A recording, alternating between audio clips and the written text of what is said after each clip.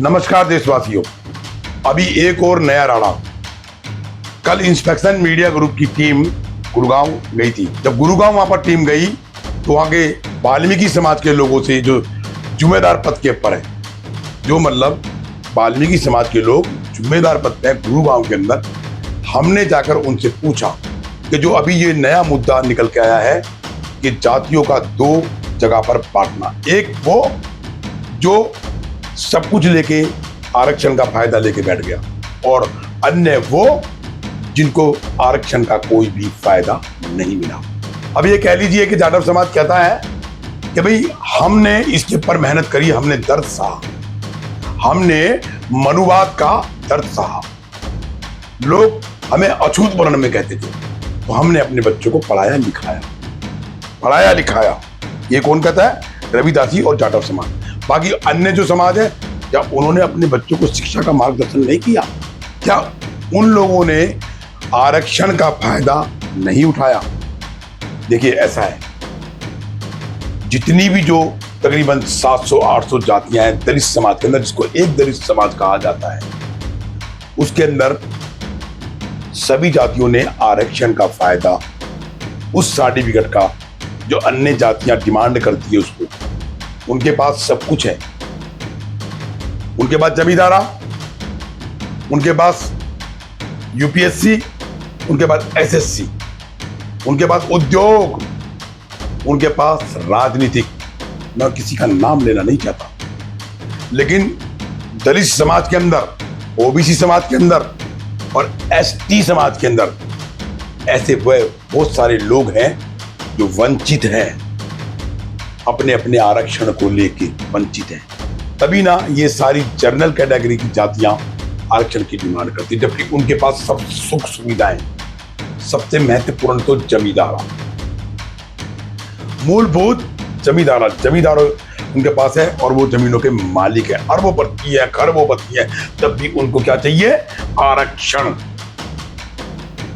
वाल्मीकि समाज ने कभी आरक्षण का एकमात्र 0 से लेके और जैसे 100 होता है ना, एकमात्र उसका फायदा नहीं उठाया। अब राजनीतिक में देख लीजिए, आपको जनरल कैटेगरी ज्यादा मिलेगी, शेड्यूल कास्ट, शेड्यूल ट्राइब बिल्कुल भी नहीं मिलेगा, ओबीसी कभी कहीं नजर नहीं आएगा, एसटी तुम्हें कहीं नजर नहीं आएगा। कहां है वो लोग?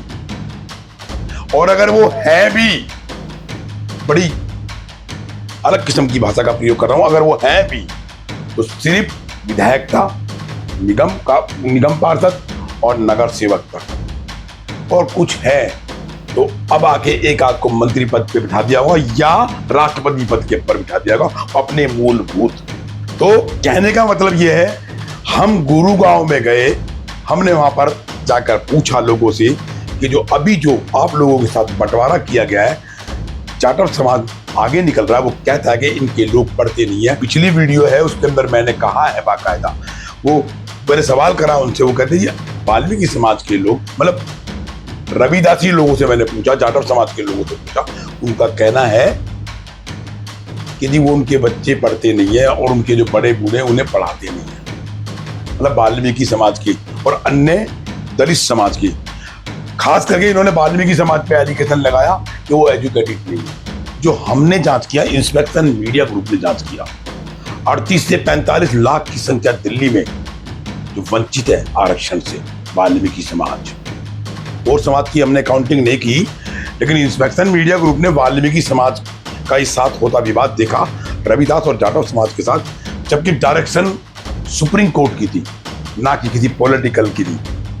हमने जब देखा कि सुप्रीम कोर्ट के आदेश अनुसार अपने चंद्रशेखर आजाद जी ने जंतर मंतर के ऊपर एक सभा बुलाई हुई और उसको संबोधित कर रहे हैं कि ऐसा ना हो, चिराग पासवान जी ने भी कहा कि ऐसा ना हो। क्यों ना हो? आरक्षण का फायदा सभी दलित जातियों में सिर्फ एक जाति फायदा लेगी। और अब देखिए एक बात, गुरुगांव के अंदर जो हम वहां पर गए, हमने वहां पर कुछ महान पुरुषों, जो महान पुरुष थे वाल्मीकि समाज के, पद प्रतिष्ठा पे भी रहे हैं भारतीय जनता पार्टी के अंदर और कुछ यूनियनबाजी के अंदर, उनसे पूछा कि ये जो हो रहा है, 2 पार्ट का मामला, मतलब एक में रविदासी जाटव समाज और एक में सारा दलित समाज, वाल्मीकि समाज ही नहीं, सारा, महार, डोम, मैथर, पासी, लाल बेगी, जितना भी राम, जितनी भी शेड्यूल कास्ट जातियां हैं, एससी जातियां हैं, उनके साथ जुड़ी हुई ओबीसी और एसटी जातियां हैं, वो सब वंचित आरक्षण से। तो उनका कहना बड़ा अजीब और गरीब लगा मेरे को। वो तो अपने आप को ही कहते हैं, उनकी स्पीच में हमने देखा, उनको जब हमने इंटरव्यू लिया तो वो बोल रहे हैं बहुत वंचित समाज है। अरे भाई कैसे वंचित समाज है वाल्मीकि समाज? आपका ये वाल्मीकि समाज कैसे वंचित समाज है? आप इंटरव्यू में बोल रहे हो कि भाई बहुत वंचित समाज है। मत बोलिए, मत बोलिए। इसी चीज का, आपके आरक्षण का फायदा वो लोग लेते हैं, कहते तो सब कुछ ठीक ठाक है। आप 2/3 नीचे गिर रहे हो। एक तो वो जो इस टाइम हो रहा है, एक वो जो आप खुद कर रहे हो। आप अपने आप को सक्रियता में लाओ ना, आप अपने आप को सक्षम फूल बताओ ना।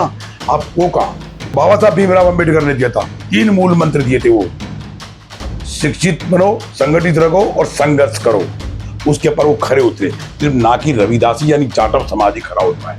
मूलभूत आरक्षण जो बांटा गया है, जो दिया गया है संविधान के तहत, उस सब में बंटना चाहिए, ना कि एक जाति में बंटना चाहिए। मैं अपनी बात यही समाप्त करता हूं। जय हिंद, जय भारत, जय भीम। अभी जो जातीय समीकरण जो निकल के आया है जंतर मंतर पे, भाई रविदासी थे, कुछ जाटव समाज के, कुछ वाल्मीकि समाज के लोग थे, उनमें बड़ा रोष था। 2 हिस्सों में बांटने की मतलब इस रणनीति को भी अप्लाई किया था। ये उन्होंने एलिगेशन तो बहुत लगाए, जाटव समाज ने, अन्य समाज ने, दलित समाज ने, कि भाई इसके अंदर जो है ना कि ये पॉलिटिकल मामला है, लेकिन ये न्यायपालिका का मामला था, ठीक है ना, ये पॉलिटिकल मामला नहीं था। तो उसके लिए अभी जो बांटा जा रहा है एक समाज को, तो इतना कि वो यूपीएससी, आईएएस, आईपीएस, पीसीएस, राजनीतिक, जमींदारा पद और प्रतिष्ठा सब पे सक्रिय है, ठीक है, सब पे सक्रिय है। अब उसमें जो एक समाज है सर्वप्रथम, जो वाल्मीकि समाज है, उनके पर इनका एलिगेशन है जाटव समाज का। वो कहते हैं कि जी आपके वाल्मीकि समाज के लोगों ने अपने बच्चों को सक्रिय नहीं किया, अपने बच्चों को पढ़ाया नहीं। सवाल थोड़ा टेढ़ा है, ध्यान से सुनना। तो अपने बच्चों को पढ़ाया नहीं, हम लोगों ने अपने बच्चों को पढ़ाया, और आपकी जो ना मतलब एकजुट नहीं है। तो मैं पूछना चाहता हूँ कि जाटव समाज ने तो सारी पावर पोजीशन ले ली, लेकिन वाल्मीकि समाज वंचित क्यों? वाल्मीकि समाज, उनका एलिगेशन था कि भाई ये तो पढ़ते नहीं है, लिखते नहीं है, इनकी संख्या नहीं है।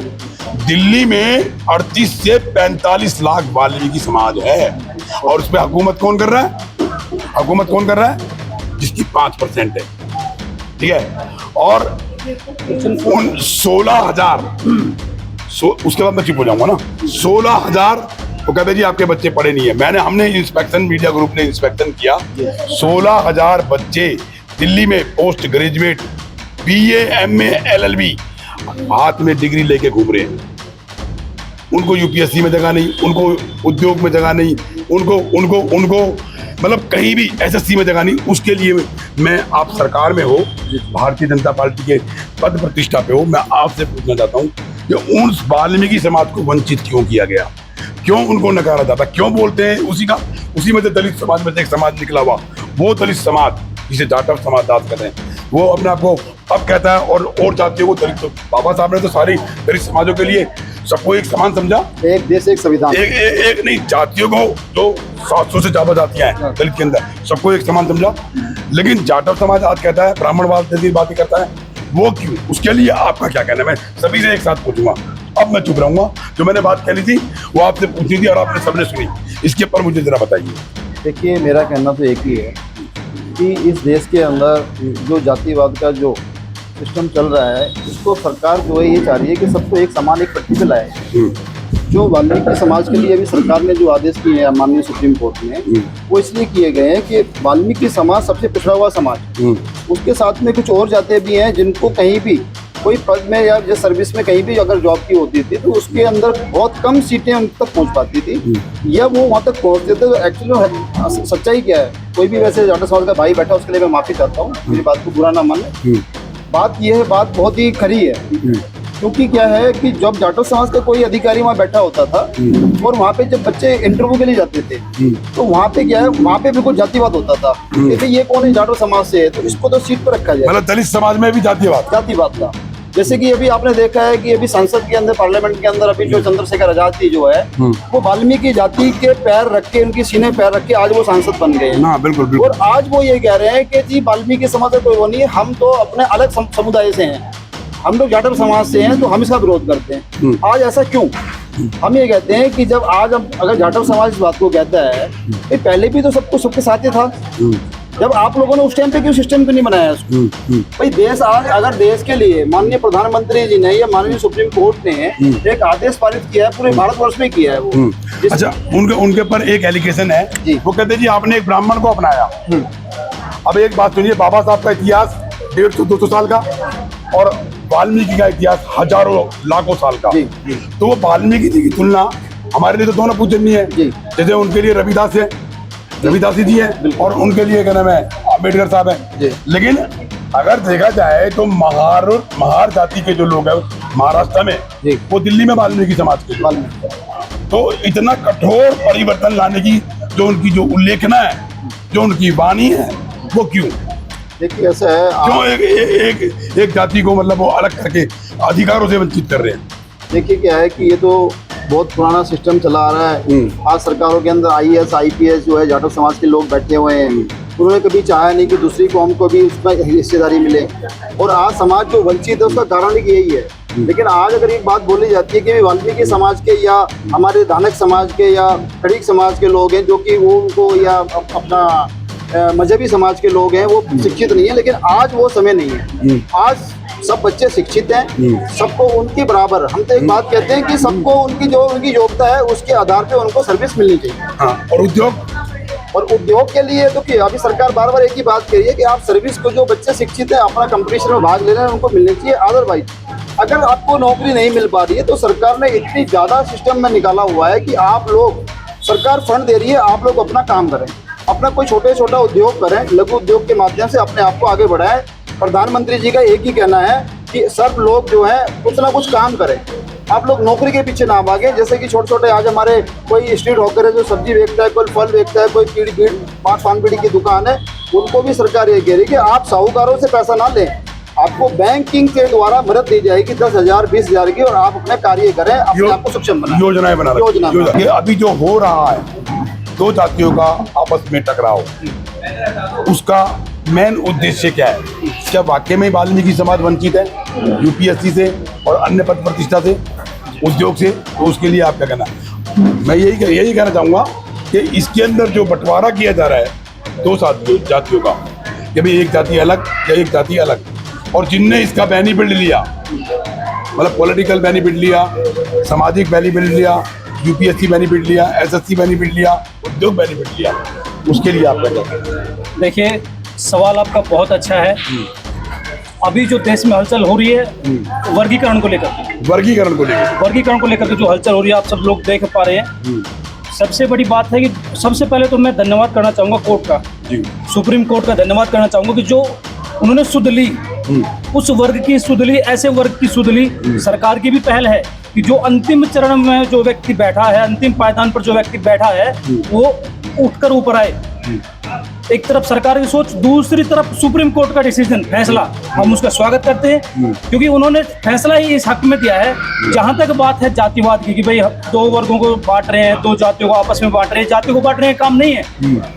एक क्वेश्चन और था आपका, आपने कहा कि वाल्मीकि समाज पढ़ता नहीं है, और ये लड़ाई सिर्फ वाल्मीकि समाज की नहीं है। उन्होंने एलिगेशन लगाया, मैं वाल्मीकि समाज पढ़ता है, जाटव समाज। मैं क्वेश्चन था आपका, तो जो बात करते हैं कि वाल्मीकि समाज पढ़ता नहीं है, ये लड़ाई वाल्मीकि समाज की नहीं, ये DSC, deprived schedule caste, yes, वंचित अनुसूचित जो जातियां हैं, ये लड़ाई उनके लिए सोच समझकर कोर्ट ने निर्णय लिया है। कोर्ट जो भी निर्णय देता है वो सोच समझ कर देता है। उनका कहना है ये पॉलिटिकल मामला है। नहीं, इनको पॉलिटिकल में नहीं, मैं उनसे भी कहना चाहूंगा, आपके चैनल के माध्यम से कहना चाहूंगा कि ये दो भाइयों का एक मैं देसी भाषा में एग्जाम्पल देता हूँ।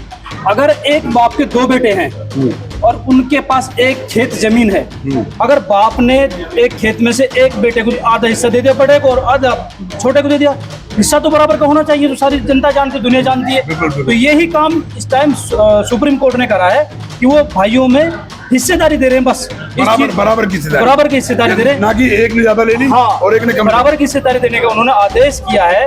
और मैं सरकार, जितनी भी देश में सरकारें हैं, किसी राज्य में कोई भी सरकार हो, उनसे अनुरोध करूंगा कि इस कोर्ट के आदेश की पालना की जाए और तुरंत प्रभाव से ये नियम लागू किया जाए सरकारों के माध्यम से, जैसा कोर्ट ने कहा है। तो इसमें जो इसको जो जाटव समाज है उसको लोग मानते भी कि हमारा बड़ा भाई है, बड़े भाई को नाराज नहीं होना चाहिए, बड़े भाई को खुश होकर ये कहना चाहिए कि आप लोग अपने हिस्से में खेतीबाड़ी करो, हम अपने हिस्से में खेतीबाड़ी करें।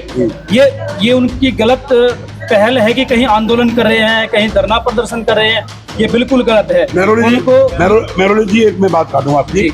अभी गाजियाबाद के अंदर अम्बेडकर पार्क के अंदर जब चंद्रशेखर आजाद ने एक सभा बुलाई दलित समाज के सभी समाज के लोगों को इकट्ठा करके कि भी इसके अंदर मतलब जो वंचित समाज है हमारा उनके लिए सभा बुलाई थी, तो उस सभा के अंदर कुछ वाल्मीकि समाज के पुरुष भी गए थे। तो उन्होंने अपनी बात को रखा, सफाई व्यवस्था को लेकर रखा, है ना, उनके जो मूलभूत कार्य हैं उनके लिए रखा, पर उसके ऊपर उनके साथ मारपिटाई की, उनके साथ मारपिटाई की। मारपिटाई करने का रीजन क्या था? ऊंच और नीच का, उद्योग क्या, उसके में शासन का या प्रशासन का या यूपीएससी का?